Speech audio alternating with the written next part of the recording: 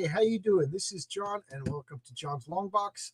Just had a sneezing fit before we went live, so that's why my eyes all teary. But anyway, it's clobbering time. We're going to talk about Cyborg versus Deathlok. As always, everybody is invited to champion your favorite character. It's at a different time. I normally do this at 8, but my friend Jimmy came over and we did our role-playing sessions. Jimmy's character is stuck in 1978. He picked up a hitchhiker who was a succubus and tried to murderize him because his character is carrying a powerful artifact in the back of his U-Haul truck. That's the story. And of course, while he's fighting this beautiful woman, the police come and try to arrest him. The cop's doing his job. And Jimmy didn't want to fight the cops. It was pretty fun. Jimmy's character is a Doctor Strange superhero character, so it was a lot of fun. He realized he didn't have any spells to help him out of situations without hurting people, so he needs to work on sleep magic and power of suggestion and things like that. So that's what I did tonight. We got some pizza, we did some role-playing games, and tomorrow my friend Jimmy and his wife is coming over. My friend Dom and his husband Rich are coming over, and we're going to play a game called Charterstone. And that's what we do. We're going to get some Mexican food and play games. I'm filibustering while people show up. So we're going to talk about the characters of Deathlok and the characters of Cyborg. So I since nobody's coming and I don't know if anyone's going to come, maybe I don't like looking at myself in a big old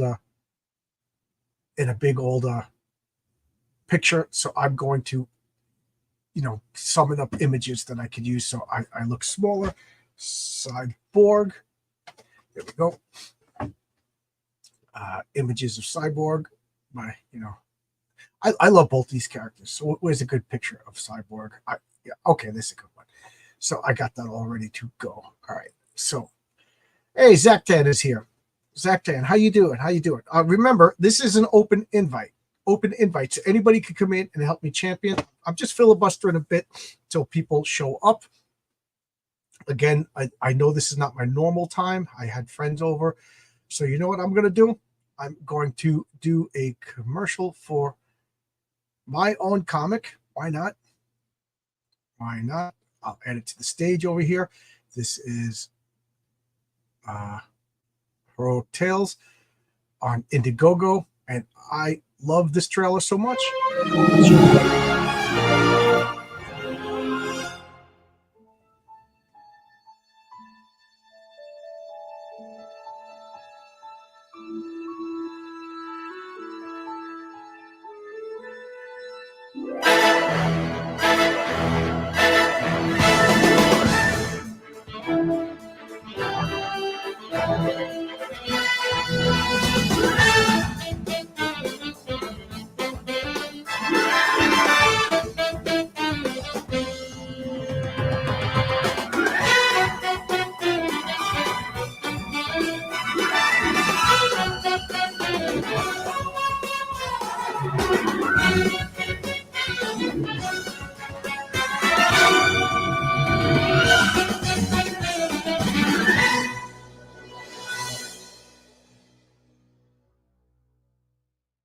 I love that so much. And I just also want to point out that you can still get the Renzo Rodriguez. This is the standard cover. So that's Renzo Rodriguez. This is the back cover. All the comics are going to have this on the back. And I was talking about this with my friend Jimmy. This is the wife down here in the pink with the hat, and she's got the scars on her, which will be revealed if I make it to around issue 4 or 5. These are the patriarch. And so this is Jim Kelly, the patriarch. This is his wife, Marissa Kelly. These are their children. This is their farm. I love that. And this is the Mike Gustovich. As of right now, it's only available on Indiegogo. When Indiegogo closes down, I'll swing it over and bring it to whatchamacallit, Fund My Comic. So there you go. That's that. What do we got? Zaktan says over here, he says, hell, I'm doing pretty well. I don't know much about Deathlok. The music is so good, as well as the art. Yeah. I don't know if anybody was watching earlier today. I did a live excuse me, I did a live stream with Edward Arts at Lily. He does a comic called and we would talk. Somebody asked the question, I think it was Logic's Fine, asked the question, what is the biggest time waster as far as making a comic book? And I said it's not wasting any time, but Renzo is the funnel. Everything is determined by Renzo drawing, and I don't want anybody else but Renzo drawing my comic. You know what I mean? So I will wait patiently for Renzo. So, but as soon as Renzo's done drawing, I can get it colored fast. And then I get the whole thing colored, and then I'll get it lettered all at once, because I like to work the dialogue, and I like to, if I could see it all, if I get it lettered here and then lettered there and then lettered over, it doesn't seem to flow. So yes, it's the art, but that's not a problem. I want Renzo to take his time, so it's not a problem. But yes, that is what will determine how often I can make a comic book. Now, I could hire a team and have every issue be somebody different, but I don't want to do that. I want it to be consistent. I want the same colorist. The Patriarch will always be Renzo and Daniel De La Silva until they are sick of working with me. And then the backup story will always be Renzo and then Oscar, until they're sick of me. You know what I mean? So that's what I want to do. Now, the only variant is if I do the stretch goals. So I have a 15-page Mary Sue story in issue 2, and I have a 22-page Patriarch. So that's 37 pages right there. I will expand it another, and then I have 3 pages of ads. That's 40-page comic book. And then I will expand it another 8 to 9 pages for an Unheroic Tales. And what's in Unheroic Tales? I'll show you this. Well, I'll give you a little bit of spoiler. Because I'm spoilerific. So let's bring this back. Am I showing? Oh, I'm not showing. All right, so I'm going to bring this back. And okay. Oh, I have to scroll down. So you see this image right here? Okay, this is Boss Moxie. And you see how this Dirigibles, there's a statue behind him? That will all be revealed if I hit my stretch goal for number 2. That is the industrialist who built Science City. He built Science City as a monument to his own ego. Why Dirigibles? Let's just say Dirigibles, in a catastrophe, Dirigibles are not affected by EMPs, fuel shortages. As long as you got your helium, you can get your Dirigibles. So that's part of his rise to power. So that story will be told if I hit my stretch goal. I'm gonna write it, and then I'll hire Ron Mosicki. He will be my guy until he's sick of me. He'll be my guy to do the stretch goal art, and then then the next stretch goal will be cards. And oh my God, there's gonna be so many good cards for next issue. Why? Because there's 2 other. There's a new bad guy. I almost spoiled that. And then there probably will be cameos of 2 other superheroes. So that's well, I'm not going to do another Patriarch card. We've already been there, done that. So so that's 3 cards for the Patriarch story. The Mary Sue story, there's the Mary Sue, there's the bad guy, and then there's you already saw the monster. That was on the cover that I spoiled, so that'll be a card. And then there's a whole bunch of cameos of other superheroes. So there's a whole bunch of cards, that I can make for next issue. So I keep saying issue 2 is the turning point. You know what I mean? Like if I could do just as good, if not better. So much is riding on issue 2. Let me leave it at that. Again, here's the link for anybody who want to pop in. Oh, we got a bunch of people watching, so I could pretty much stop filibustering and get people to talk. I vote Cyborg, but I don't know much about Deathlok. That's fair. Dale A says, "Whoa, no brace." Yes, the brace came off Wednesday. The doctor said it was okay. I got an MRI, and then thank you for being concerned. I saw I don't have to wear the brace. It was weird. It's amazing what human beings get used to. I remember when I first got the brace, I was uncomfortable, miserable. I had to shave the beard because it was just causing problems. It was driving me crazy. I couldn't sleep. I was miserable. Then when I took the brace off, I was like, oh my God, I was scared not to, because my neck muscles had atrophied.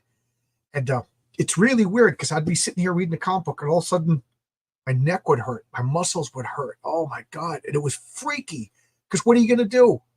I was like holding my head up. It was really freaky. But, but now I'm fine. The only thing that I noticed that I'm doing is when I turn my shoulders. I guess psychologically, I don't want to turn my neck. Oh, Marcus says, give me a few minutes. I didn't think you were going on. Okay, Marcus. Yeah. Thank you, Marcus. Thank you. Zach 10 says, cool. Dirigibles are probably good for advertising and announcements. Yes, and they're also really good when natural disasters and there's no access to machines and fuel and things like that. You can still send up the old dirigibles, fill them up with helium, and deliver medical supplies. So there you go. I spoiled my story. That's how the main industrialist, who debuts in issue 2 of Heroic Tales, rose to fame. I always thought dirigibles would be good for police presence. Yes. Good to see me without the brace. Thank you, RJ. I was just explaining to Dale A that Wednesday was the first day without the brace. Was it last week already? Yeah. No. It was today's Friday. So Wednesday, Thursday, Friday without the brace. I think time is weird. Time is weird. When you're not going to work and you're not doing anything, time is weird. By the way, I go back to work on the 18th. I should be going back to work on the 18th. No, back to work on the 18th. So now I'm actually doing all the things that I wanted to do. Like I'm cleaning up boxes. That's why I did that video of Marvel United, because I had boxes upon boxes. My wife wouldn't let me move them, but now I can move them. Excuse me. So, all right. So what I'm going to do is I'm going to bring up an image of Deathlok. Okay, for those of you who are not familiar with Deathlok, this is Deathlok, and I'm sure Marcus will be the one to give all the final. But this is a Marvel character. He debuted in Astonishing Tales 24, and I think it was 1974. Created by Rich Buckler. So Rich Buckler wrote it and drew and put it into Astonishing Tales. So what it was it was the future. So I think it was set like 1994. Keep in mind it debuted in 1974. So 1994 was this apocalyptic, utopian, militaristic, police fascist state of the United States of America. So far-fetched, right? And the military created Deathlok out of the corpse of Luther Manning. So Luther Manning was a great soldier, died in the line of duty, and the military experimented on him and made a military zombie. So he's like a Zomborg. I love Zomborgs. I use Zomborgs all the time in my role-playing game. Zombie, cyborgs, the greatest thing ever. So he's an animated corpse of Luther Manning. But the thing is, it did a really good job. So I forget if Luther Manning wasn't fully dead or did this computer resurrect him, but his brain function started to kick in, and the ultimate killing soldier started to develop his own personality, and there's a computer chip in him that gives him his mission. So just think of having a cell phone embedded into your brain so he could pull up the internet. He could, analyze data and stuff like that. But his human consciousness started to override and he became his own being. So he kind of was like a military assassin that slowly developed his own humanity and conscience. Okay. He reminds me of Colossus. Yeah, that there's a word for that. Like, the lines on the he has it, Cable has it. It Marcus has it, right? Marcus, you got lines on your metal art extremities. Yeah. Oh, I used to. They took it all out. But Mark, I was hoping you'd show up because I know you know the minutia so much better than I. I was sitting just watching some college football game, being really tired. It did a lot of drive. I always do so much driving that I'm wiped out from driving, not so much from working. My work itself isn't all that difficult. Between you and A me, little more because mental. nobody watches me. So Deathlok was created by Rich Buckler, who sued Marvel for it. Right. Because after he stopped getting work, which, it was the late 90s, he really didn't get any work when he did our cover for Fantastic World #2 back in, what was that now, 95 or 96 or whatever. He wasn't really working that much. He always had a studio of like 4 or 5 guys. George Perez was his assistant at the time he did Deathlok. Right. And he did it with Doug Mensch. I think that Doug Mensch is just about a co-creator. Oh, okay. But he didn't always write them. He wrote one of them. The deadlines were such at that time. Rich wasn't that fast. He clearly was trying to draw in his own style. He wasn't. There was Neil Adams in there and there's Kirby in there, but he wasn't copying all those guys. Rich Buckler was a famous chameleon, so he would copy other people's art. I really like Rich Buckler. Actually, he's not that nice a guy. I spent a night in his studio with my writer back in the late 90s. So we got to know him and we knew his son and other guys, John Orlando, and the guy who inked my first story in the comic I published, Nasser Subashi, and they always had tables with a ton of prints and giant boobed women. He'd do really well on Kickstarter, I suppose. So, he was pretty bitter about Deathlok, but Deathlok, he was just about dead.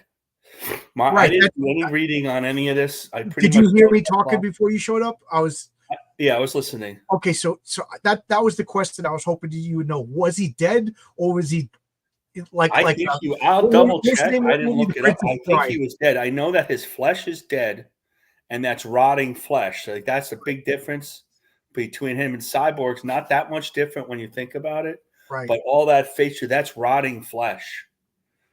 Former Luther Manning, who we did find out, I think, was a person of color later on. Yeah, so we got, there's something about you become a black guy in a comic book, there's a good chance you're going to become a robot Cyborg. Well, I think they were trying to help it out, but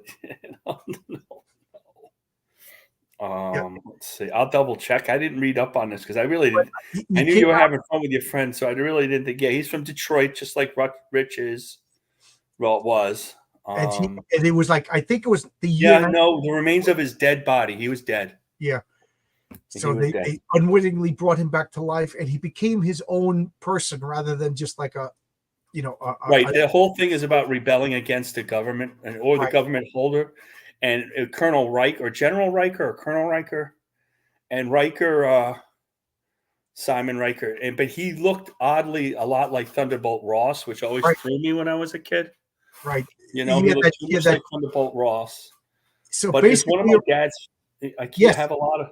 Oscar, you're absolutely right. He was RoboCop before RoboCop. Good option. Way before RoboCop. This is Astonishing Tales 25. This is 1974. Yeah. And RoboCop is not. It's a terrific. If you like a lot of words, somehow back then they could have a ton of action, a ton of words at the same time, and you wouldn't worry. If you did that now, you'd be like, nobody would read it. But back then you could read it and then be like action in a Mighty Marvel manner. I read them for the first time like 2 years ago, sitting in this chair, and I just was like, oh my God, is this comic ever going to end? They're so wordy, because he would have a computer printout. So next to him would be a big square of the computer talking, and then next to it, a big white word balloon of him responding to the computer. So even when he was alone, he was arguing with people. Well, he had his own inner dialogue, and he fought with the computer. My father loved that strip. We talk about my father liking comics. He loved Deathlok. Oh, that's interesting. And I have Pewter. Pewter. He'll talk about it now if I bring it up. So zombie, Spawn, Machine, Cyborg, and both Deathlok. Pretty accurate description. I was explaining crowdfunding to him earlier tonight. To your dad? Yeah. Well, he kind of can understand it. Yeah. I mean, there's two different tries. There to me. Well, I wasn't able to listen to crowd. There's two ways to crowdfund. Both are equally fine. The original way, more of a chance to have a late book. But it depends on your situation. I have the trade paperback of this too. I think my son got it for me. Cyborg would win. It's not even close. Cyborg is a mother box. That is interesting to me. We'll get back to that when we talk about Cyborg. So this is Deathlok right now. So Deathlok, okay, Marcus, what is Deathlok? What can he do? Deathlok he's a killing machine. I'm not sure he has super strength. He has an answer to super strength and speed and reflexes, and the computer can repair his bodily damage like that. The cyborg side of it is not going to let the human side of him die again if they can help, because of his eye, and his eye. He doesn't shoot bows, but he can. He's a great sharpshooter. Sniper. He's unerring with his guns. He's always going to have a ton of guns. He's not super powerful, as say Cyborg can leap like tall buildings in a single bound type of thing. He was never shown to do that. But he can. I remember specifically he could override his computers and lift 50 tons. Right, but you would hear the pops. Right. And stuff like he was stretching his thing out. And the plan was that this is a takeoff. Everybody was saying it's really a takeoff of creating the super soldier like Captain America again, except with the dead body parts of soldiers. It's really dark. Deathlok is a damn near Terminator. That's a pretty good. He's bulletproof. It's a really dark thing. If you ever read it 1974. Well, this is 1999. Is the future there? That'll freak you out. And I guess I wouldn't put it past our government to have tried this with somebody at this point. I have no proof, but I would be shocked to find out that I wouldn't be shocked. No, I would. No, I'm saying I would be shocked to find out that they didn't do this kind of stuff. Well, yeah, probably the deep dark. And then of course we're talking about Luther Manning Cyborg. There's been like 4 cyborgs since. Michael Carter. There was Luther Manning. Michael Collins. It's really kind of annoying to have. You could go through these things each week. This version, the original Luther Manning version, is in the future, and then they decided they wanted a Deathlok in the normal Marvel presence. So that's where they made Michael Collins. That was the one Dwayne McDuffie and Jackson Geist did. That was a good miniseries. That one didn't last. That oddly enough, he's a typical 90s character, but didn't seem to survive the 90s. Is he a hero or is he a Punisher? Well, he was originally created to be a super soldier, to be a tool for the government, to be an unquestioning, indestructible soldier. The problem was, in this particular comic, the government was a fascist dictatorship, so the government was the bad guy. Kind of like now. And he rebelled, and he basically fights the government. So it's not like he's going around taking out jaywalkers or rapists and killers. I think if he was to see a rapist or a murder happening, he would stop them. But this version, at least, he was one man against the corrupt. This is kind of a low tech. The low tech. Michael Collins was a little more higher tech. Right. This is a guy from Detroit who was much like Frank Castle, a killing machine and Nam. And he died, and they used this guy's going to be the great killing machine, super soldier killing machine that we wanted. And is he a hero? Got to read the limited series. He becomes one. He has heroic tendencies. He's not one who's just killing random people crossing the street. But if you cross him or you're his, for comic in 1974, he killed a lot of people. Right, he was shooting bullets. He was shooting bullets, yeah. Just like Robo, it's so obvious. I'm mad at myself that I didn't think of it. But just like how RoboCop basically was dead, and is RoboCop. Yeah, it's and then RoboCop's personality started to arise. It's the same thing. Geez, I wonder if Rich Buckler could have had a lawsuit against RoboCop. I don't know. He passed of cancer, like not that like now it's 15 years ago, I think. So And that I can tell you some stories of it's surreal to be in his studio, and he's sitting there. He's light by. He's known for swiping. He did a whole run of Fantastic Four that was Kirby swipes, and when he worked at DC, it was Neil Adams swipes. Oh, okay. And his styles, I think his true style is somewhere in between.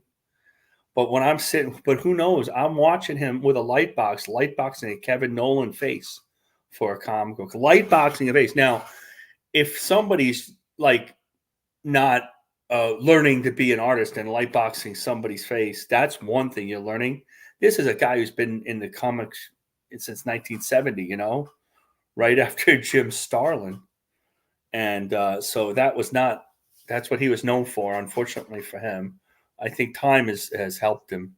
I look at his stuff. I see his Roy Thomas and Rich Buckler Fantastic Four run. I liked it. I thought it was fun. Oh, I love it. I love it. I love it. I love it. I love that giant size. You must have a giant size superstar one where that big that's the Hulk thing fight they never thought where they switched minds.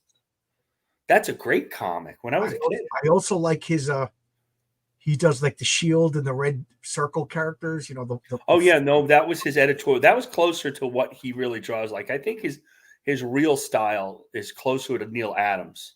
Yes. I think that the Oscar Kirby's and I were up till 4:00 in the morning last night talking about the web and I love those comics. Those characters, yeah. So Oscar is asking. I mean, he doesn't overthink it to kill. No, he'd kill. He doesn't. He has no compunction. He doesn't think about it. At first, his first couple of issues, just kill it. He'd kill you just as much as take a breath or take a step, because he was an unthinking killing machine. And then slowly, it started to. He started rebelling against his handlers, and then the comic became him trying to find Riker to destroy Riker. It wasn't even against the government; it was against Simon Riker. It was like because it didn't Riker. It was personal. Didn't he also marry his dead wife or his wife or something too? I think so. Yeah, it's a lot of Spawn and it's a lot of RoboCop. And if you read it, there's a lot of panels. It isn't an open panel of the Kirby. There's a lot of like Eisner style panels and Steranko storytelling where they're doing a lot of things with time and turning around. And it was clearly on a Deadline Doom thing because inkers change every issue. It's some of Klaus Jansen's earliest work too, and he looks great on it. And then Dick Ayers inks some of it, and Rich Buckler inks some of it, and then so you could and different guys could come in and help write it. So this is a comic that was really done fast. This is a Deadline comic. I will say that it's a difficult read. It's not the easiest comic to just sit down and read. A lot of words. No, you have to. Yeah, no, it's not. It's not. Yeah. There's a lot going on. There'll be I should have got the. I don't know. I could go search for it, but there'll be a big face and just text all the way down the side. Yeah. That's a Doug Mensch thing. Yeah. But he was known as a good writer way back when. I mean, Doug Mensch. Who's the other guy who wrote a lot of words too? Yeah, I mean they all did, but Mensch was really known. I'm reading Mensch right now. Some of his Batman stuff with Jim Kelly. It's a lot of purple prose. Kelly Jones, rather. Not Jim Kelly is the patriarch. Yeah, Doug Mensch. He wasn't. The Stan Lee stuff was in the early 60s and mid 60s. Stan Lee in the early 60s particularly is repeating what Spider-Man things through the city. And Steve Ditko has Spider-Man swinging through the city. And then they got rid of that soon enough and replaced it with soap opera dialogue, romance dialogue, really. Yep. And then it became the purple prose guys, Mensch, Michelini a little bit, J.M. DeMatteis, Claremont, yeah. Well, if they're really good at what they did, like Cliff Claremont, J.M. DeMatteis, and Michelini and Iron Man, you really didn't mind. No. When they can't write and they write all that, it's terrible. No, I'm fans of them. Doug Mensch's writing got more and more wordy as the 90s went on. Yeah. He worked a lot with Gene Colan. And Rich Buckler also co-created The Warmonger. A lot of what was in the Black Panther movies created by him. That wasn't all Kirby. That Jungle Action comic, that was really what they used. Oh my God, who wrote that? Why am I blanking on the who McDuffie. I'll look it up. It's late, so I'm not Yeah. as sharp as I I'm once. sorry. I'm sorry it was so late. We were No, I'm fine. I just did I had to make a cup of coffee before coming on. That's all. What's his name? Why can't I think it? Dwayne McDuffie? Did he? No, John. This is in the 70s. I had some of these. Yeah, These comics were wild. I mean, he's fighting the KKK, the Black Cops. Yeah, but oh my God, those are like reading novels. So many words. It's like you pick this up off the newsstand. Like I'd buy every Marvel comic. And I bought, by the way, 74, 75, 76. I bought a lot of Batman and Superman, a lot of Ernie Chan Batman, a lot of Superman 300. I just didn't keep collecting those DC comics. I kept collecting the Marvel comics. I couldn't really tell you completely why. Don McGregor, that's the guy. McGregor. Don McGregor. That guy wanted to write a novel.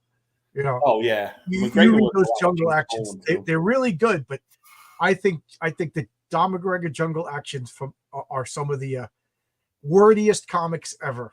Wordiest, yeah. So if you're gonna read some and they were reprinted too in a Black Panther special. If you want to get those, and like Marcus said, a lot of the Black Panther lore comes from those comics. Just make sure that you got nothing planned. You got no interruptions. You're going to sit down because you're not flying. And then it's even you're going to read one comic book a night because they were all wordy. Roy Thomas, they were all had fill it up. They weren't getting paid by the word, but I think the writers felt like they were teamed up better with the artists then, and especially at Marvel. It was the Marvel method. So, you got a surprise page and you had to write your way out of it. The writers were more creative than doing a script, although in a lot of ways, I think I'd rather have a full script at this point.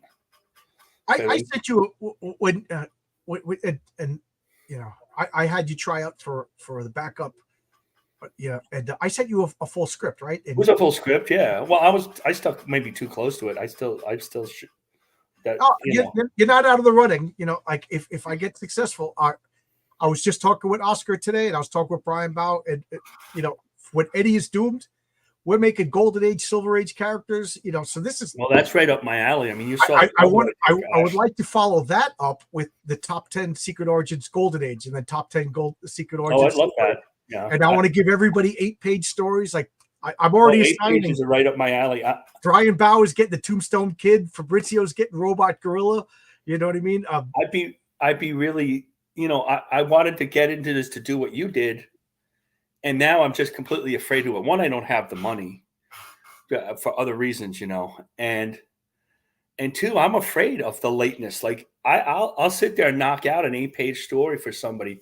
But somebody else, and I don't talk about who I'm working with because I don't know. They didn't give you permission, and they came up with a story. Oh, well, you want to work with me? Oh, yeah, sure. It's going to be a true crowdfund, so it won't be that much work at the beginning. But then they gave me the story. I'm like, I wish I asked for a full script. This story is complicated. It's in the city. The character's really weird. I'm not saying it's bad or good. I'm just saying I have to be able to get a handle on it. Like something like Ashley sent me, and he sends like, oh, this is the design. I could get into that right away. That looks like the spirit. This is stuff I want to do. So it's all relative. But I'm afraid of taking too long because I work full time, and it's more than 40 hours a week lots of times, and I'm not home some days. So this is Oscar. Oscar wants Renzo to do Thunder Woman. Oh man, Renzo, such beautiful woman. But Oscar is claiming Captain Arachne. I love those characters. Oscar and I stayed up to 4:00 in the morning last night talking about Captain Arachne, our character. Oscar's awesome. You guys, you can't get more excited. I'm sorry if I went on, by the way. No, don't apologize. It's all fun stuff. We're talking about comic books, man. We're talking about give Renzo draw pretty ladies. Yeah, but Brian Bao went in to do a Tombstone Kid, a zombie cowboy. Oh, that's awesome. I thought Brian Bao didn't want to draw horses. Yeah, that's true. Oh, but if it's a zombie, maybe you can have a zombie horse and it'll get into it. Yeah, I don't know, but 8 pages, 8-page stories. Okay, so I think the fact that we're way off course, I think means that there's nothing really else to talk about with Deathlok. Because he's not that complicated, and in modern lore, there's like 5 movies that have stolen his idea. And Deathlok is not that original either. There was a book called Cyborg that became the $6 million man. That's not that different than this. I didn't know that. Message me that later because I really like getting the books that inspired the comic. I'll look it up and I'll put it in the private chat. Please do. I still got to get the green. What's it called? The Green Arches, the Green Meadows, Green Mansions. It's the book that introduced Rima, the Jungle Girl, who later became a DC character. And I remember Rima. I got a Rima. I used to have a Rima comic. But those so yeah. Deathlok is RoboCop. Deathlok is the Terminator. Deathlok is Cyborg before Cyborg. Here it is. He is. I found it. He is the prototype to all of these. Oh, this might. What's that? After this is the mass market trade paperback. I wonder how much a $6 million man is worth in today's money. Yeah, not the hardcover. Now he would be the $6 billion man, right? Right? 6 million's not that impressive. Oh, they talked about that. They were supposed to bring that back a bunch of times. Which Deathlok? I'm talking about Luther Manning, the original Deathlok, but the Michael Collins Deathlok is the same thing, but like Marcus said, he probably has a little bit more technological tricks because let's face it, in 1974, the concept of a cell phone, I think, was like beyond science fiction. Like when Star Wars came out, if Luke Skywalker had picked up a cell phone and started using, I think it would have broken the suspension of disbelief. Now we don't have lightsabers, but everybody has cell phones. You know what I mean? I mean, mother boxes were created by Kirby only a couple of years earlier, and that was bizarre science fiction. Well, so I sent you a ridiculous looking link in a private chat, but it will bring you to the Amazon. Okay. Geez, that link has every character and letter in the. With some of the Amazon links, you can't post. When somebody comes up with an Amazon comic, very difficult for us to post it. Marcus is 100% correct. There's a story called Cyborg that was the inspiration for this. I did not know that. I think they had radio like stuff at Star Wars. Yes, and the closest that I could think of is Lobot, who was the bald guy with the thing around his head that was Lando Calrissian's assistant. He was the closest to like a cell. You were saying it's like, oh, this is all the science fiction stuff, but the U.S. military had a lot of this stuff developed, like the internet and Bluetooth, since the 50s. The subs worked with the Bluetooth. It's not until it gets cheap enough to work that it comes out in consumer. Yeah. Hedy Lamarr, the famous actress from the 40s, is the one who created basic Wi-Fi, Bluetooth, and cell phone. She was a genius, way ahead of her time. Got no money for it. I mean, she made a lot of money. Beautiful. Oh my God, this book is $69. Well, I'm sure you might be able. Really, I didn't even look. I didn't even look how much that is. I can't believe that's out of. A beat up copy is 69. Hardcover 216. Yeah, I'm not putting this in my cart. Okay. I wonder if you could read it for free online, like at the internet. I know you don't like to read online, but I'm sure. Here you go. Yep, Dick Tracy with the Apple Watch and the flying garbage can. Oh, I closed the wrong link. I wanted to. Your beard's coming in. Yeah, my wife wants me to grow the beard back, so the beard. Hey. I want to grow the beard back, but happy wife, happy life. Isn't that the way it's supposed to? I like the beard. It's funny because I'm going to go to work in 2 weeks, and I'm not going to have the gigantic beard. I got to turn off this light. I can't believe you're going back to work. You don't have to do any working out or anything. Yeah, like they give you neck exercises. Well, I lost 25 pounds, and I think it's all muscle. You probably should get the dumbbells out before you go there. So I'm gonna have a rough time. Yes, I have to agree with this comment by David Alicia. Lamar was gorgeous. That's true. I heard that story, and I'm like, there's no way that's true. It's true. I looked it up a couple of times. Yeah, I had to look it up myself. I'm one of those people that don't believe anything. I look everything up, and then since I didn't smoke any weed, I remember a lot of it. Now everybody in CG or whatever we call it thinks I'm a genius. I'm just a dummy who remembers stuff. Can I still vote? Yeah, we're still talking about the preliminaries. We didn't get to the actual voting. We could come in and talk about it. I love flying garbage can, the USS Enterprise. Yeah. Don't say that. That'll cause Scotty to fight you. Remember that episode when they said the Enterprise was a garbage scowl? And then Kirk was like, okay, I'm not going to be too hard on you. You defended the ship. The cell phone is a microwave radio that was field tested at the end of the Korean War, then became radios used in Vietnam. Same radio, shrunk it down to hand. Thank you. Right, Logic. That's right. Did you register? Register for what? So this is Cyborg. So you want to talk about Cyborg, or you want me to talk about Cyborg? You could talk a little about Cyborg. You might know. Cyborg. I was there from the beginning because man, did I love the Teen Titans. I was not a Teen Titans fan. I was so mad. Like, you get mad at certain things. When George Perez left Marvel for DC, I was like, and I didn't really pick up his work I looked at his work because I'm an artist, but I didn't really pick it up. But I've since got the first 5 trade paperbacks. So I got into the new Teen Titans, I think around issue 10. I started picking it up because I was like, I don't like DC, but I couldn't. I liked George Perez. And then I started hearing such good word of mouth. So I went, and I'll never forget, I went to a comic book store and I bought Teen Titans #1 for $16. Good deal. That's $16 less than a year after it came out. I was like, I'll never pay so much for a comic book ever again. X-Men books. I'll never forget. I paid $16, and it came in a hard plastic backing board. It's still in a really good condition. So I'm not going to say I was there from the beginning, but I was kind of there from the first year. Victor Stone quickly became my favorite member of the team. Why? Because he's the Pinocchio.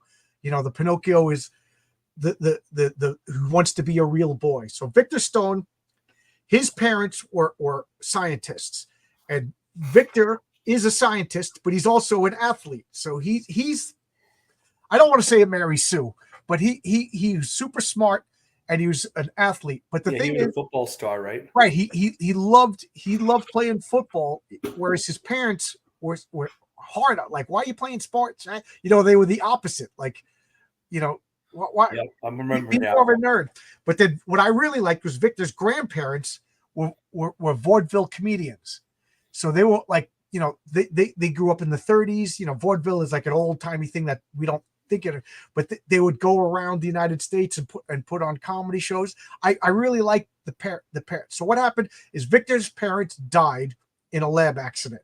They opened up a portal to another dimension. Some sort of Cthulhu blob monster came out and dissolved his parents and ruined his body. Now, how bad was his body destroyed? That depends on the writer. Sometimes sometimes it was just flesh wounds. Sometimes he was literally dissolved by half. They changed it a few times. So they put him in this. His father lived, and he blamed his father for that. Right. He blamed it because the mother died, and he blamed his father. That's why he was such a bitter character. Right. That he blamed because I did eventually read I have a trade paperbacks now, and I eventually did get into the DC Comics around college, 84, 85, 86. And I remember him really bitter against his dad. His dad was like, no, I really love you. He was angry. He was bitter. He was just like Ben Grimm when Ben Grimm transformed into the Thing. He was a human who had everything going, just like Ben Grimm. Ben Grimm was handsome. Ben Grimm was smart in his own way. He was an athlete.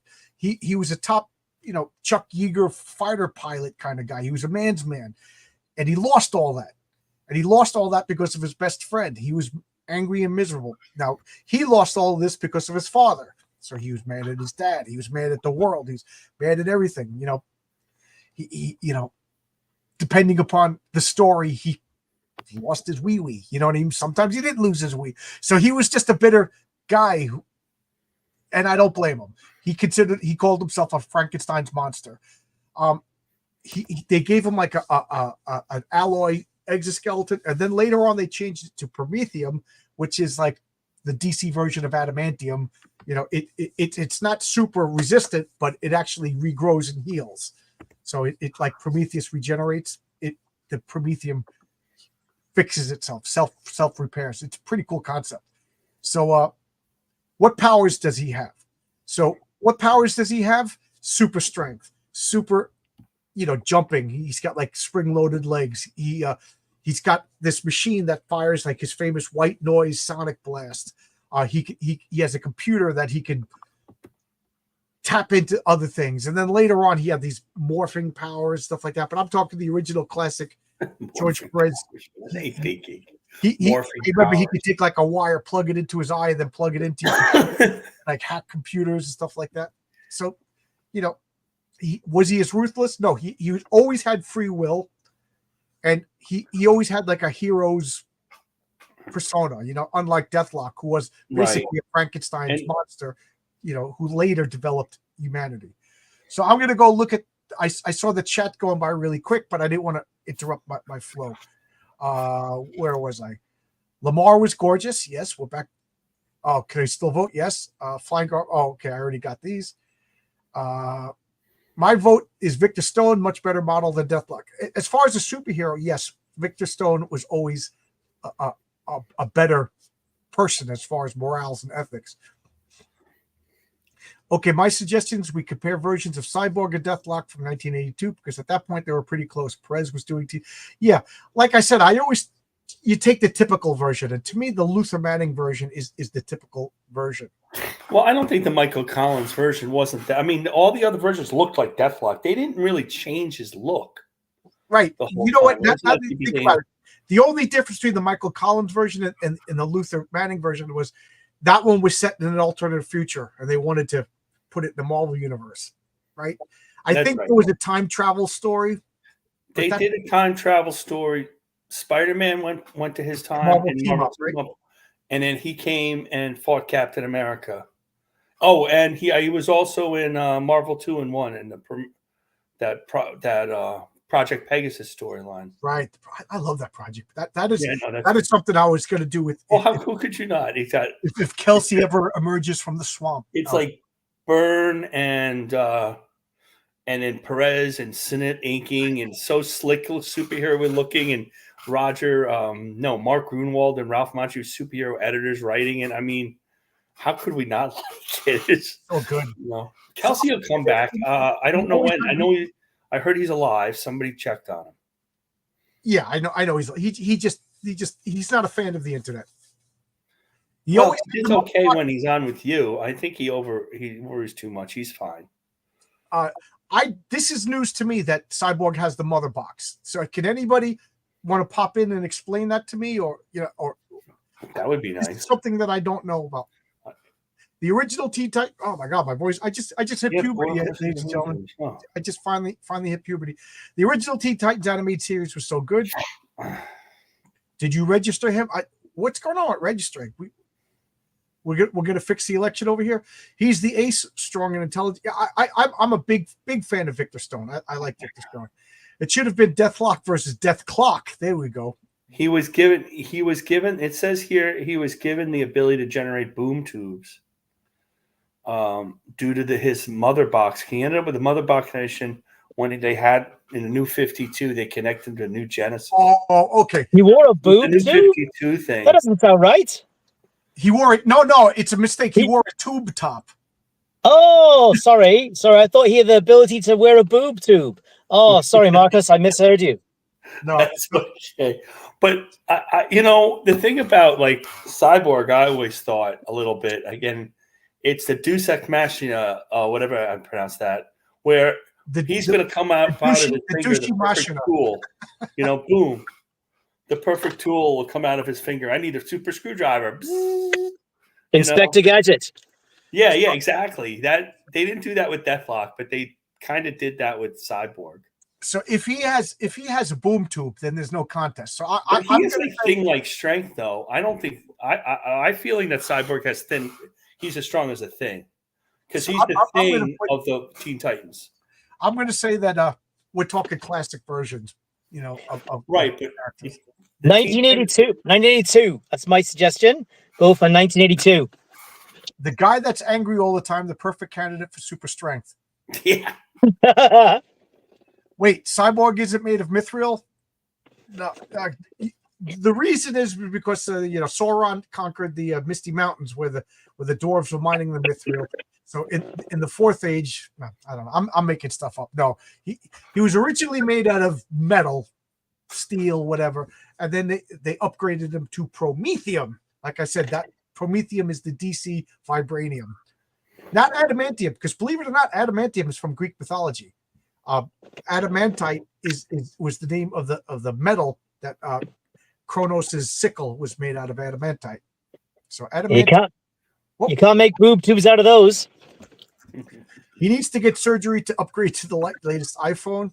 I'm not sure how typical mother box is. Yeah, again, the new 52 is my jumping off point for DC. So I literally don't know much about DC. Oh dear, that's tragic. That is. The mother box. That's tragic. Text with yes, the mother boxes. Okay, we might as well talk about the mother box since we bring it. So those who don't know, Jack Kirby created the mother box in the New Gods. The New Gods all had these basically cell phones. They were boxes. I have one. Where's my? Oh, they were boxes that they carried around, and they pinged. So there's the mother box. But didn't they wear They also wore the mother box on their arm as an armband too, right? Yeah, originally they were big, and then later on they became just small that they clanked. They were living sentient computers, and what did they do? They did what the plot required them to do. Right? They were living. They were Deus Ex Machinas. Literally, they were God machines. They created teleporting booms. They if you put a mother box near any other computer, it took over that computer. It gave you whatever information you wanted. It figured out your opponent's weaknesses. You name it, that's what the mother box. It was magic science in a nutshell, but it was technology created by the gods, by the New Gods. So if Cyborg got incorporated with the mother box in the comics, I don't see how he could not. He could defeat anything. He could defeat Superman. Create a boom tomb. Next thing you know, Superman's thrown into a red sun. You know what I mean? Superman's flying at you. Boom tomb, you're gone. The ability to teleport objects is one of the most powerful powers in all of comic books. That's why, like, I'm a big fan of that character Spot from Spider-Man. I love that. Oh character. Yeah, I remember him. He's literally tech spawn with the mother box. Yeah, so guys, I thought about this all week, not knowing that he had anything to do with the mother box. So well, that's not the classic Cyborg. Yes, I'm talking classic Cyborg versus classic Deathlok. I reckon 1982 is the year to go from, because you got Perez drawing Cyborg. God, and that's Deathlok didn't get a reboot till 1990, I think. Perez's first. I'd also like to say, here we have two characters who are diverse and amputees. So we are meeting our DEI requirements for today. In a logical sense, I would say they're not diverse because they're both black guys who have metal on the same side of their face. You know what I mean? Now, yeah. When I was on Newsarama, back when Newsarama had the a message board back in the I remember that. I got in a lot of trouble about diversity in comics. And what did I do? I posted a picture of Shaq. Not Shaq, of Steel, a black guy with a bald head. Sam Wilson, the Falcon, was a black guy with the bald head. Luke Cage was a black guy with the bald head. Jon Stewart at the time was a black guy with the bald. I said, look how diverse they all are. They all, if you couldn't see their collars, they were all the same person. I said, they're all the same. I said, diversity is literally the opposite of diversity. My friend Jimmy and I, we were talking like, discrimination in America literally means the opposite of discrimination. Because we were talking about, there was a famous court case in New York where a Orthodox Jewish person became a police officer. He had no problems going through the academy. He had no problems going through probation. But now he's full, he's vested, he's a cop. All of a sudden he can't work Saturdays anymore because to make him work Saturdays is discriminating against his religion, where the truth is all cops work Saturday. To give this guy an exception is saying, screw you Catholics, you got to work Saturday. We're treating you like everybody else, and everybody else has to work Saturday. So in America, when somebody says they're being discriminated against, they're literally saying, I'm not being treated different than everybody else. Off, soapbox is over. Just now, John's soapbox. Right, John's soapbox. So, that's another channel. That's a whole other channel. So the second story, So on the letters page. Would you say that Starfire is stronger than Cyborg?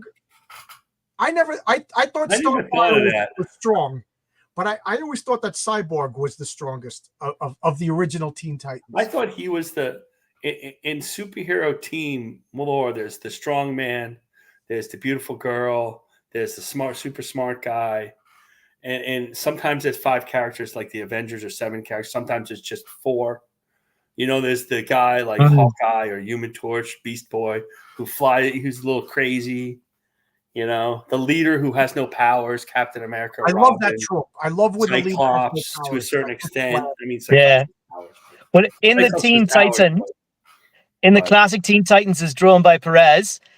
I guess he became Nightwing, but Nightwing, Dick Grayson, is the smartest character by a long, long way, because he wakes up next to Starfire every morning. So clearly, he is one of the smartest. He's the smartest guy in that team, and the smartest guy on Earth.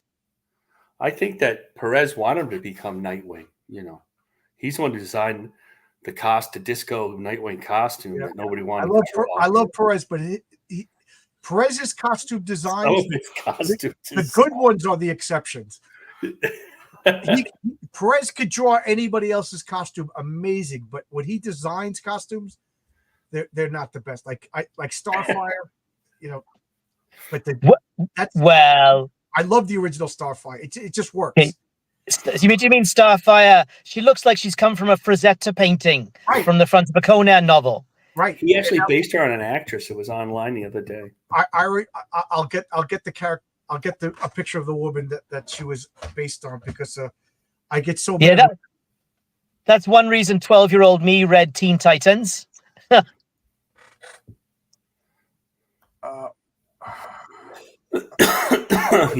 Now, of course, I'm still. That's good reason to read Teen Titans. Yeah. He did that. I remember that. When he did the Avengers? He had that one cover with Ant-Man is beating up all the Avengers, and he just put the Scarlet Witch in the front, and she couldn't have deeper curves, Yeah, that I'll never forget that picture. I'm like, oh my god! To this day, the Scarlet Witch is like the hottest thing ever. Okay, well, not in Marvel Comics, but Scarlet. Rest in peace, George Perez. God, what a giant he was in the world of comic artists. I met him once, not like a fan, and he seemed like the nicest guy ever, too. Oh, I met him. He was a sweetheart. But tell me, this woman, is that Starfire? That is Starfire. Yeah, oh, that's Starfire.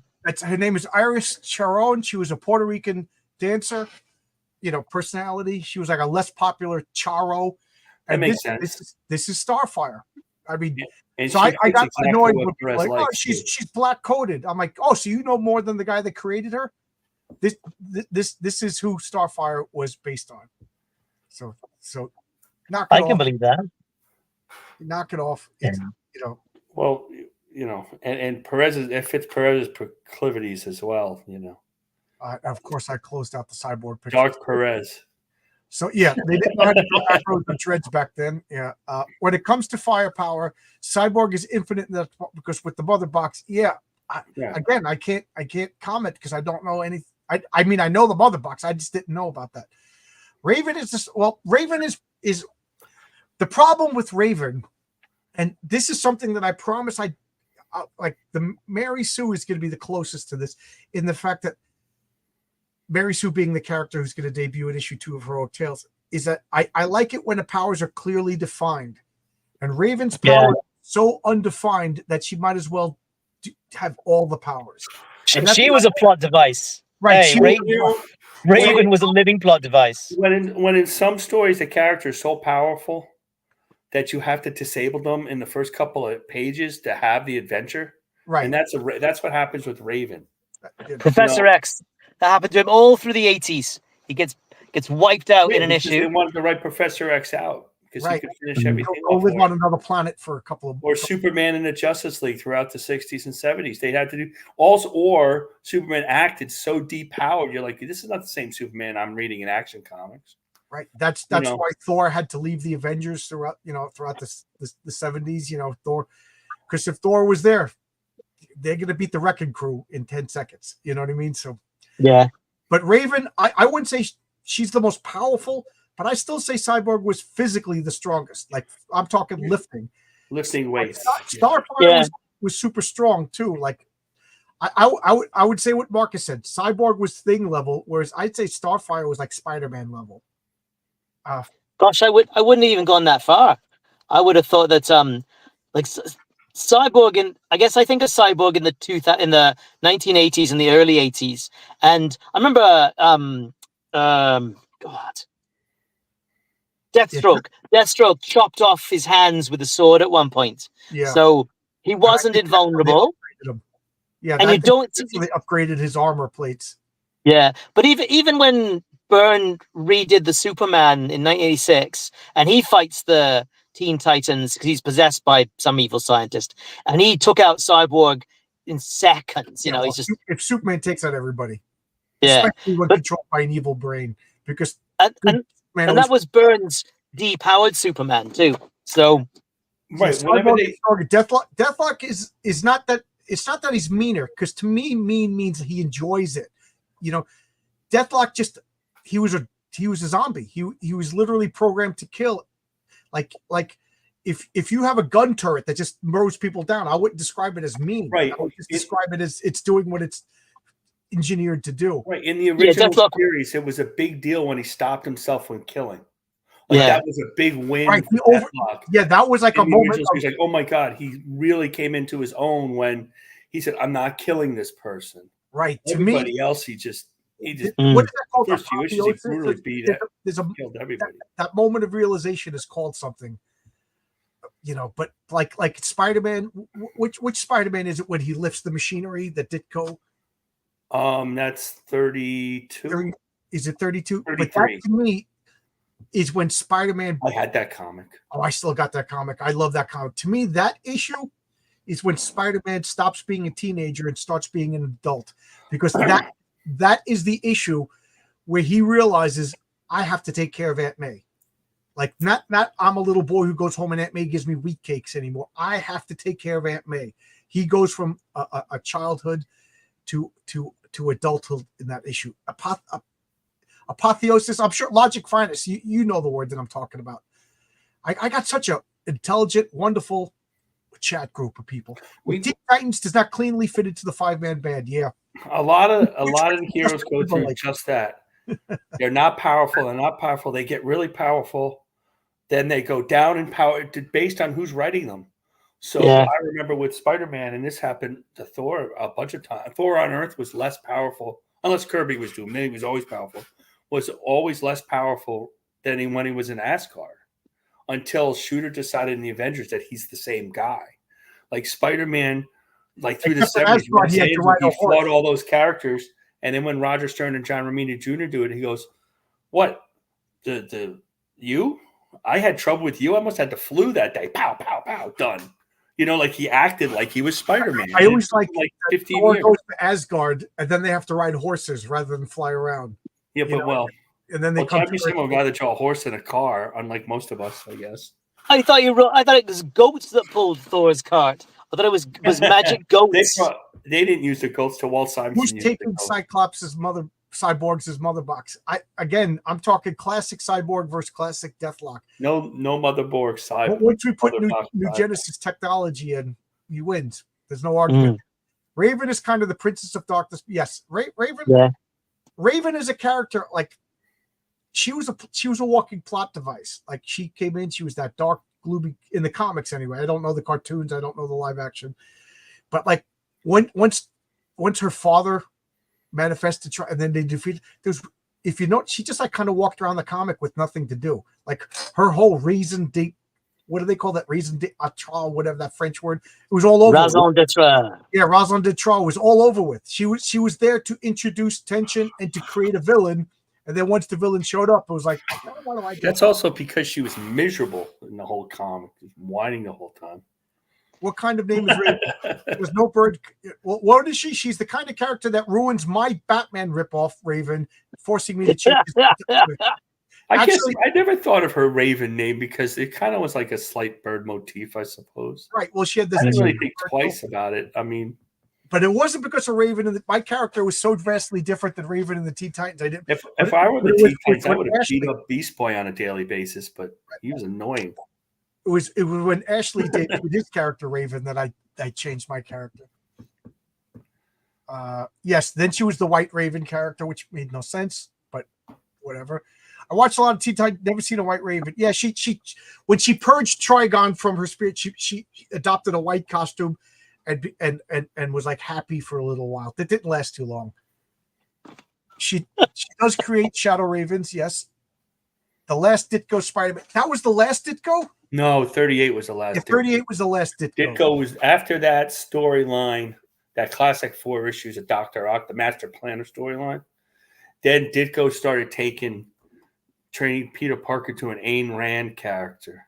Right, I remember that. And then he was getting in, like he'd go by all the protests at college and be like, "You hippies, jerks." Yeah, he was.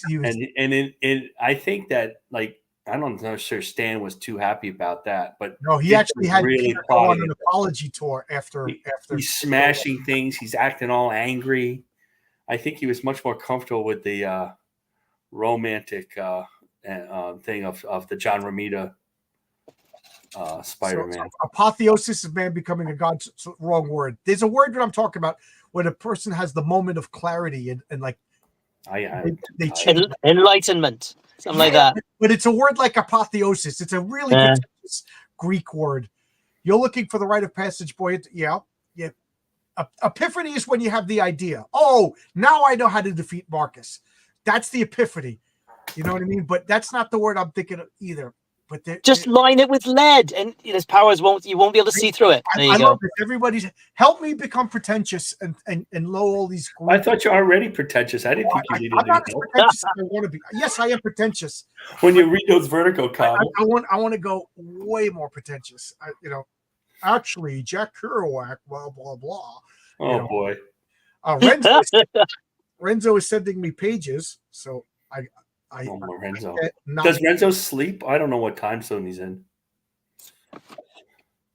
Oh, I can't show this page. This is a total spoiler page. So I was about to bring it up on the screen, but I'll show any page but that is a spoiler page. So I can't show that page. What time zone is Renzo in? I just know he's like southern Mexico. So I might be West Coast. I don't know. I don't know. Pacific. But comic book artists, they're up. Like I said, I know Oscar is in Mexico also. We were both up until 4:00 in the morning last night, like little kids, sending messages to each other about stupid comic book characters. But it was so much fun. Oh, it's 8 p.m. by them, Oscar. So okay. It's not that late then. That makes sense. Transcend pretentiousness to become post-tentiousness. There's my goal. That's my goal. Post-tentious. I will become post-tentious because pretentious. That's not it. I will become excellent. Zach Tan, I am officially post-tentious. I get 100% feeling that. 100%. Starfire could have been a redhead. Well, depending upon some of the. She was like reddish brown, and then I thought she was Auburn. a redhead. I consider her a redhead. Auburn. Yeah, Auburn. Auburn. Yeah. I didn't always see her hair. Yeah, and I always loved that. One of the things I absolutely loved about Starfire is when she fired, it shot a ray, but then you saw those like bursts within, and then they always wrote "scream." So like I had this. Oh, in perspective, yeah, that's a big. I just thought it was so good, and then Cyborg always had the white sound, so it would hit rays at you, but then there would be circular. So I always thought, like, if you were over here, it would hurt your ears, but if you were in that focal point, it would just rip the shreds. Just so I love like the Legion of Superheroes under Keith Giffen and Steve Leahy. All of the characters had like signature blasts, like that one. Marcus, that panel with when they were all shooting Darkseid. Yes, you can see Darkseid being hit by like 24 different, and you knew exactly who was shooting them because each energy was unique. I love that stuff. So is that Great Darkness Saga? Yeah, one of the greatest comic book stories. Great storyline that. But you really appreciate it if you were reading the New Gods from the beginning. You know what I mean? Yeah. Hail the Lore says, if we're talking old school Cyborg and Deathlok, I would say Deathlok because he has more years of experience in combat. Okay. Again, I'm trying to be tight-lipped until we actually get to the showdown. Until you attain John Byrne levels of egomania and self-importance. Yes, I agree. John Byrne is the godhead of post-tension. There's a whole message board that's been online since 2004 that I've been involved with, just because of John Byrne, and it extended to everything else like we talk about and stuff like this. And they're all comic book fans who would fit in, but there's still a giant thread that's all about John Byrne. They bring up all his greatest hits. At this point, it's almost like piling on. I think the John Byrne robotics, I think I actually registered, but I never posted because I'm like, I'm going to get banned. And like, I was on that for a long time, and I did artwork for it. And I don't want to get it.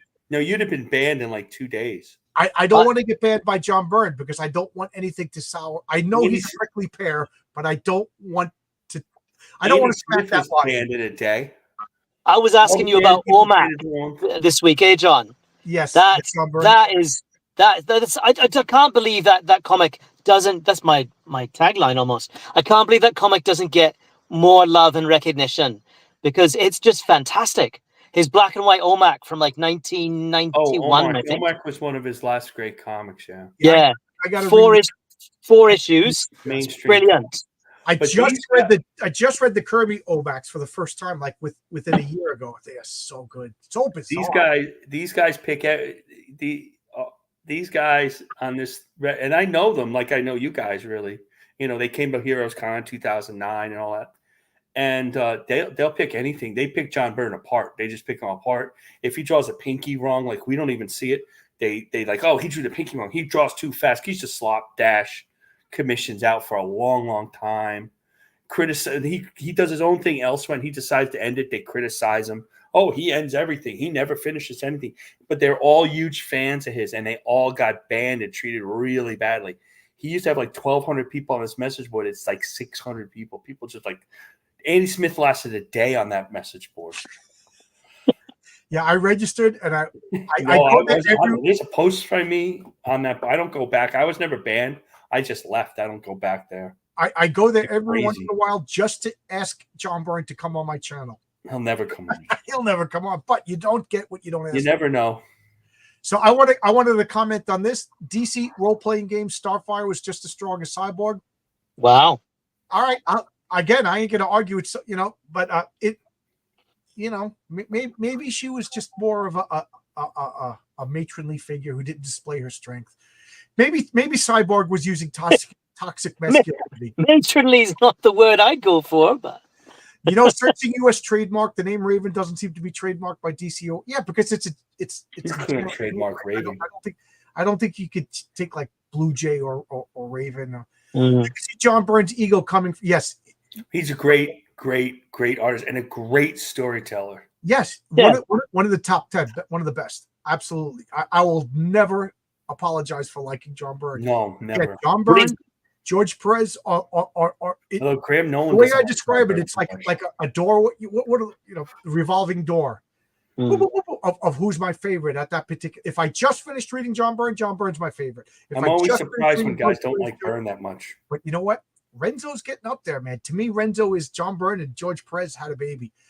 Okay, you didn't read the Elsewhere John Byrne. No, I got to read it. The X-Men. John, for those of you who don't know what we're talking about, John Byrne is writing fan fiction and drawing of the X-Men.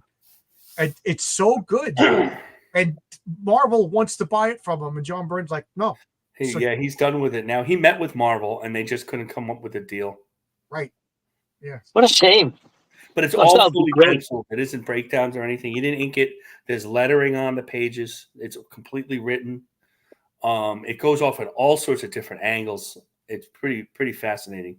I want to find the Star-Lord Black. Yeah, I have those. It's Marvel Preview is the name of the magazine. I did a Sunday Comics featuring the first appearance of Star-Lord. Vastly different than in the movies. To the point, the original Star-Lord was a villain. That's how bad it was.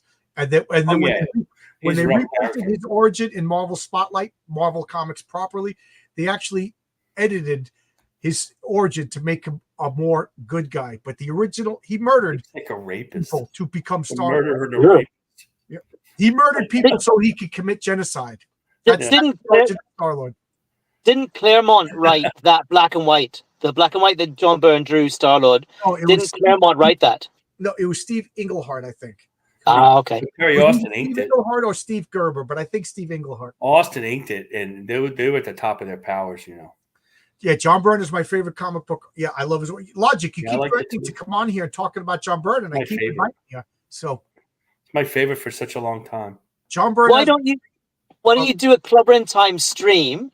John Byrne versus George Perez or something like that. That's a good idea. That's a good idea. That's a big toss-up. That's a good idea. Toss-up. Sean has me thinking to find the word he's thinking about. It's very influential. There's a word that I know it ends in is apistiosis. It's the moment of realization of a character. And yes, Oscar. It's ironic that Byrne was the great defender of Marvel, and now to the point. Oh, yeah. If you read Megaton Man, there's a character called the Company Man they're making fun of John Byrne by calling him Destroyer Duck. Yep, he's Rooster Cogburn. But you know what? Marvel isn't the same Marvel that it used to be. Look at Bill Willingham. Bill Willingham, he went back to make Fables, and he realized that all the people that he worked with the last time he worked Fables, which is only 10 years prior, he says it's all new people, and they were trying to screw him out of his contract. I'll stand with Bill Willingham. So when Quesada canceled his X-Men book with Tom Palmer, what was the name of that? Hidden Years? Yeah, the Hidden Years. When he axed that was it. John Byrne had it with Marvel, and that's a long time ago. He'll never go back. He claimed it sold as well as almost any Marvel, any X-Men book, and there was no reason. I don't know if his numbers are true. He doesn't have great business sense. He thinks he does. But when they canceled that, they couldn't have a good reason for it. That was it. Marvel lied to him. He doesn't even spell out the word Marvel. Yeah, that seems to be a thing with comic creators. They could be divas. Peter David wouldn't autograph Hulk. Oh, for Peter a while. David, yeah, one of my favorites for a long time. That just, what? They're still your fans. They still love these comics. Don't take it out on the fans because you're mad at Marvel. Matter of fact, if you talk to the fans, I bet you they would be more sympathetic to you, Peter David and John Byrne, than not. I know that. That's true. I know I'm more sympathetic and I'm more nostalgic for John Byrne than I am Marvel. If that sounds weird, you know what I mean? Well, John Byrne was Marvel. I mean, he did 3 books a month. Exactly. I mean, my God. Perez, I opened up. I was so mad at Perez for leaving Marvel. I didn't buy Teen Titans for a long time. Yeah. I opened up my Wonder Woman #1 and I saw that it was autographed by George Perez, and I got like teary-eyed because it was like a month after he died. You know what I mean? I'm not. I'll read Stan's soapbox and I'll get choked up sometimes. You know what I mean? Because these. I know what you feel. I know what you. These are people that are a big part of my life. We did a con in the year 2000. It was an old time. You'd have liked this con. Year 2, me and my writer. It was in a White Plains county center. You'd call White Plains upstate, John. It's only mid New York. I'm just Googling moment of clarity. All they did was they only did older comic creators. So Joe Kubert, Julius Schwartz, John Buscema, Joe Sinnott, Bernie Wrightson. I met Bernie Wrightson there. Dan DiCarlo, who did the Archie comics. And they had the biggest panel ever. We didn't, and it was slow. They lost so much money. So it was so slow. I used to get up and go around and meet and talk to all these older guys. I shook Joe Kubert's hand. He nearly broke it. He's a hand with steel. I buy my brushes from your store. I mean, I had something to talk about. I could talk to everybody. Could not talk to John Buscema. It was like meeting. Well, meeting Joe DiMaggio. John would get that. It was like meeting Elvis Presley. I could not. I was completely stammering. And I hang out with these comic guys all the time. I could not talk to John Buscema. It was like. And then, like a couple years later, he died. It's unbelievable. God bless. God bless. I would buy John Byrne postage stamps. That's how much I love his work. In my opinion, he's the best comic artist. I'm not going to argue with you. Kirby was the most influential, but Byrne is my. Again, I'm not going to argue with you. I'm not going to argue with you. Like I said, I revere Kirby, but I love Byrne. Those words have different emotional. Byrne and Perez had unique talent. They could draw any character at the height of their powers. they could draw almost any character and it would look correct. Not all artists can do that. Like, oh, you know, I really like Neil Adams, but he really couldn't draw the Thing, you know, or he didn't really look great on Thor. But Byrne could draw every character, and it would always look like he drew a great Batman, he drew a great Superman, he drew a great Spider-Man, he drew a great all the X-Men, all the Avengers. Like every character looked correct when he drew them, and not that many. Not even Kirby could do that sometimes. Like it would be odd. There were certain characters he just didn't mesh. He could do all the characters. Perez was like that too. They could just draw all the characters, and it would look like they were supposed to look. I know. I think about it. I'm looking up JLA Avengers, proof of that. Oh, absolutely. JLA Avengers proves that about Perez. Brilliant it is. Looks amazing. Guys, Byrne, Perez, Buscema. I swipe my comics from them. We were talking about swiping earlier. I think Kirby, but Kirby's so obvious it's hard to do. So okay, so let's pull it back now. So now we have typical Cyborg and typical Deathlok. Logic Finest. Ramita Senior is my favorite spot. Yes, I have to say that the not to be mean to Junior, but his stuff to me, it's like few and far between. Oh, I really like this, but most of the stuff I don't. To me, he rises and falls on his inkers. He's a brilliant storyteller, like a brilliant storyteller, and he's much more like he could do Thor and he could do Spider-Man. His Thor one was terrific, but he's really good with Klaus Janson. He's really good. Dick Giordano, I think, that was really good. Depends if he's doing full pencils. He's not doing as good work today, but I don't know what the editor dictates at this point. Oh, make him really thin. He did make him really small. A little bit, and his Batman was really good, but I think he was trying to impress everybody, you know. Yeah, but you always can read one of his comic books. Right. I mean, his storytelling and with weird panels, you could always read it. That Punisher War Journal, not the War Journal that he did when he made Punisher look super Italian. I mean, they're still drawing Punisher like that. That's terrific, you know. So who won between Black Canary and Elektra? I think we decided Black Canary, didn't we? Yeah, I would say Black Canary. That's not to say I love her, and I love Romita Senior. I'm not putting it's not one. They're different. Oddly enough, they're different, way different. Yeah. All right, I still buy Romita Junior comic almost over anybody else working now, regardless. So this is the situation that I'm thinking. Cyborg is, running through Central Park. He was always jogging. He was always exercising. He was a sports guy, and he comes across Deathlok just freaking killing people, because that's what Deathlok did in his first appearances. So we're talking, like he said, 1982, Cyborg stumbles upon a murder machine, Deathlok. Go, who fight? Who, that's the situation that I'm thinking. We're not talking Mother Box, and we're not talking later on where Deathlok had nanite swarms and satellite uplink. We're talking the original incarnations of either character. Who do you think? Oscar says Deathlok is his champion. I'm purposely being quiet right now. I want to hear what other people. Jason Bourne to ink Romita Jr. Yep. Janssen. I'm thinking. I said something else. Janssen ink Rich Buckler and Deathlok. Yep. Romita Jr. looked like he was the first-year art student compared to his dad. Looked almost cartoonish to me. Romita Sr. Not that Daredevil run that he had. I didn't like his Daredevil run, and I really didn't like Man Without Fear. That one he did, that book, that series he did with Frank Miller. I mean, that's like a movie. But interesting story.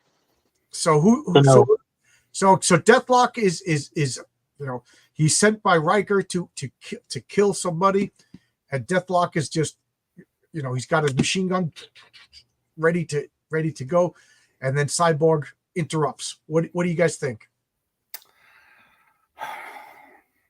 How resistant is Deathlok to his sonic attacks? I think that Cyborg is stronger than Deathlok, physically stronger. I don't think Deathlok can, smash his way through a brick wall, but he's not Thing level strength. He may be Spider-Man level strength, if you want, and maybe not even that, but he's super strong.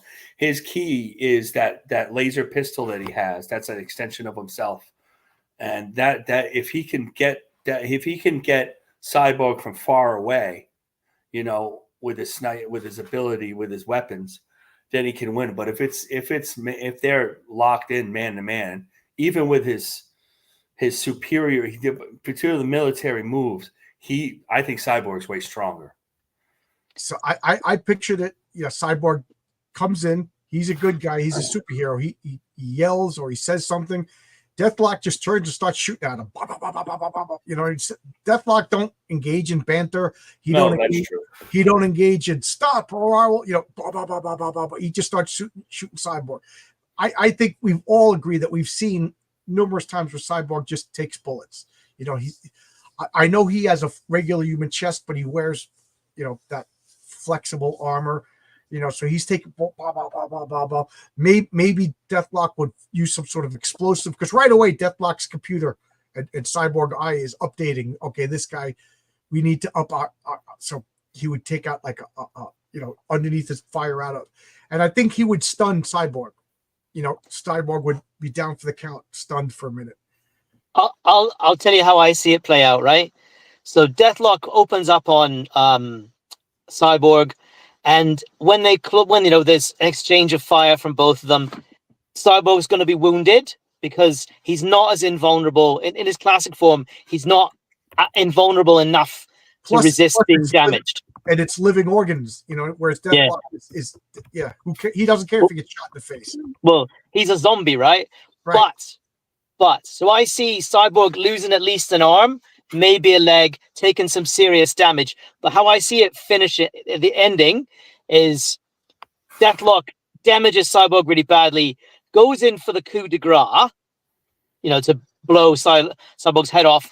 But Cyborg pulls out a last minute, some kind of attack because he's more versatile, right? His bionic systems are more versatile. Maybe a huge electric charge that disables Deathlok's artificial heart, takes him out. So that's how I see it, that Cyborg is very nearly killed, but with a last-minute surprise attack, he manages to incapacitate Deathlok. This is what go ahead. I have my scenario. I've been thinking about this all week, so go ahead, guys. I'll say, Marcus, do you want to say anything? Yeah, I just think come in here and talk Logic's finest. I can't make an invitation clearer than that. I think that Cyborg wins. I don't think it's particularly close. Okay. My perception is Cyborg's a superhero. With super strength, he can leap tall buildings in a single bound type of thing. He has a thing where he can swing in with he has a bunch of certain things, and Deathlok's like an earlier version. Cyborg's like the zooped up version. He's not the zombie version. And I think that Deathlok just isn't. He has the power. Yes, he could do all the military stuff and do that, but that doesn't the pure brute strength and power of Cyborg. It's just one of these things that I think it's like I just don't think he's that. He's not much that he's better than normal humans, and he wasn't created to be a superhero like Cyborg. No, he was created to be a monster. He was created to be like a killing machine. Right. So that he's Frankenstein super science. He would go for the kill on Cyborg. Maybe he would be smart enough to get it and get him down. It might possibly, but I don't think Cyborg's not. They both have computers telling them what to do, Although Deathlok's game is a little more of a distraction and tries to keep him on point than actually figure things out. So this is how I see it goes. Again, he's jogging through Central Park. He hears people screaming.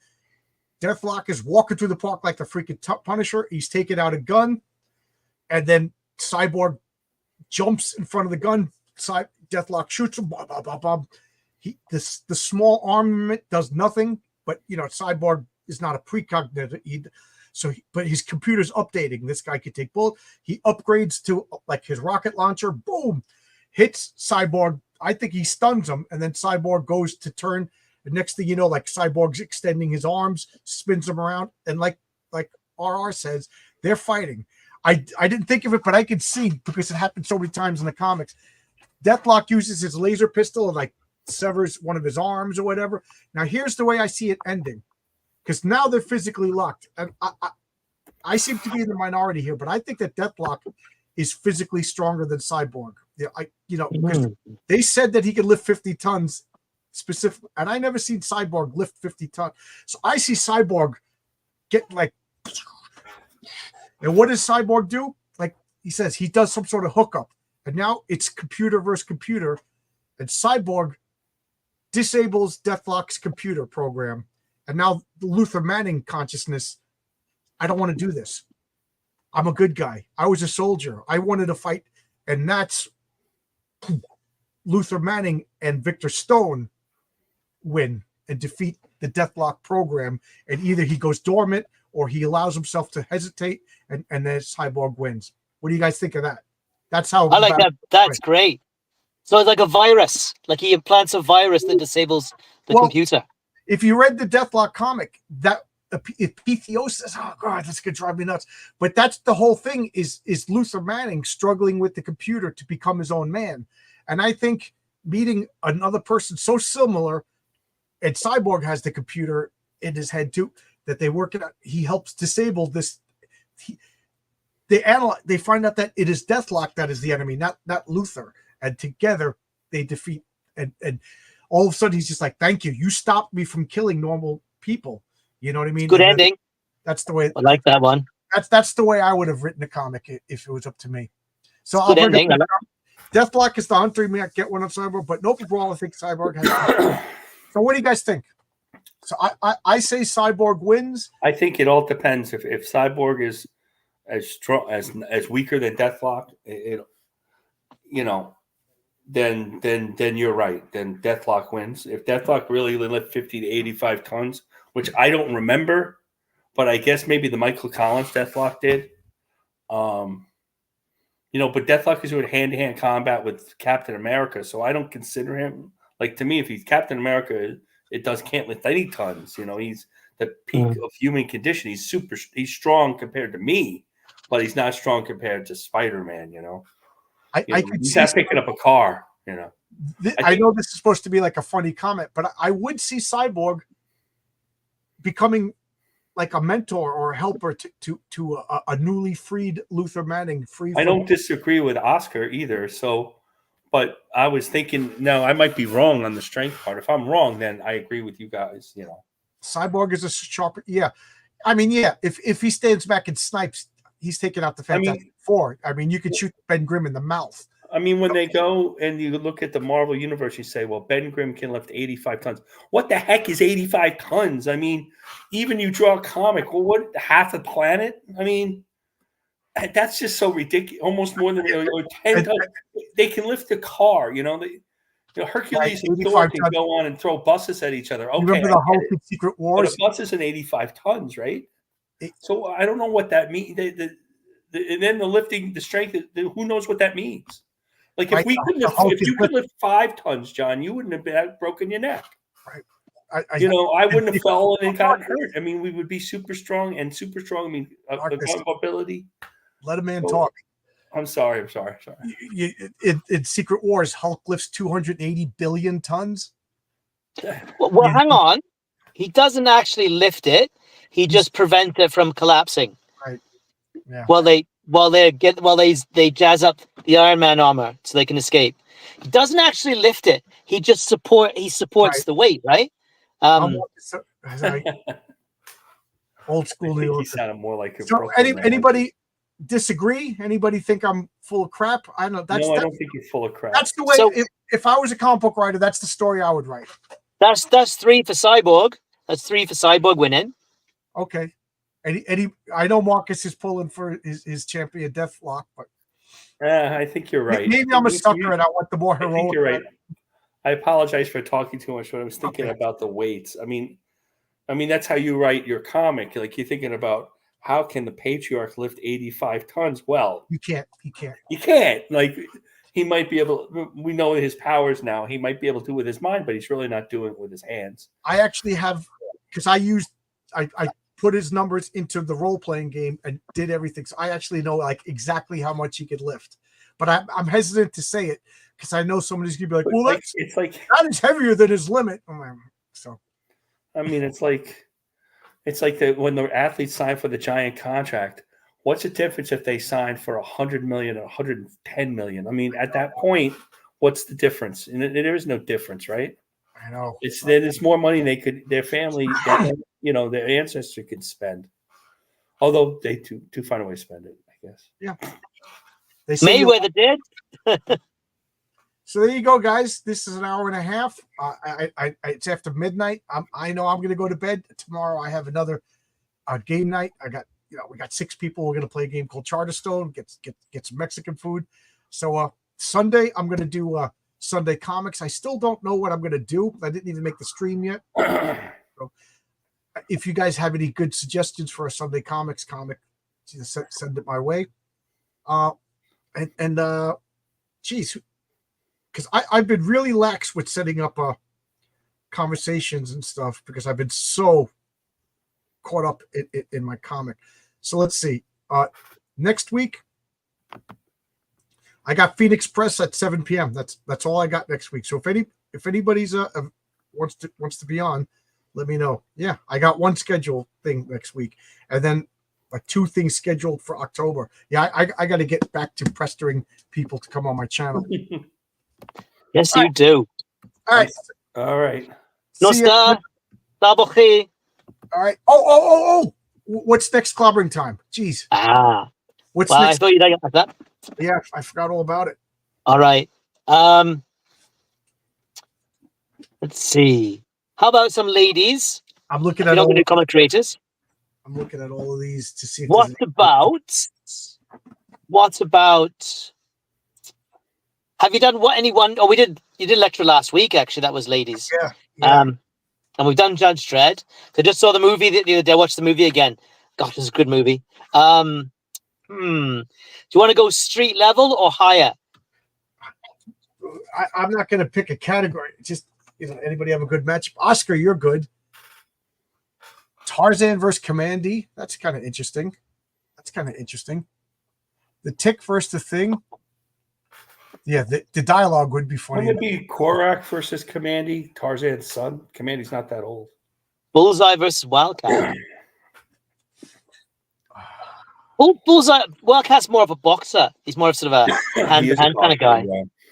Yeah.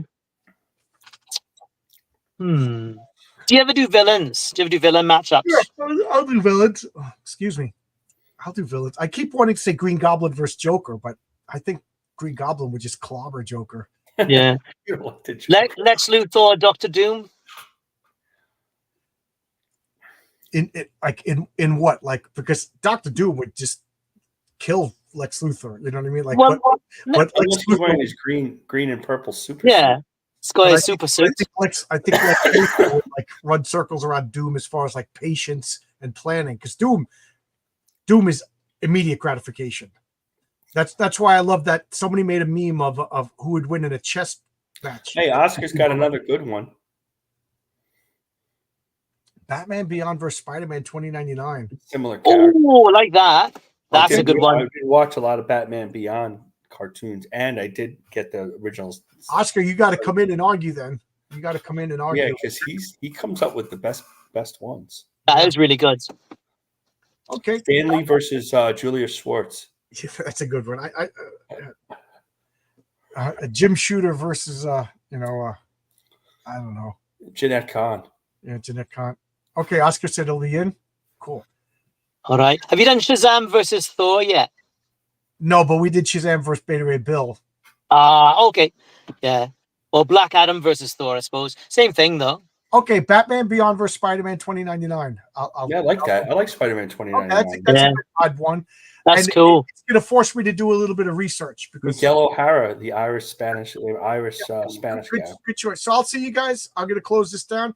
I don't know if I will be streaming tomorrow, but I definitely will be on Sunday at 10 a.m.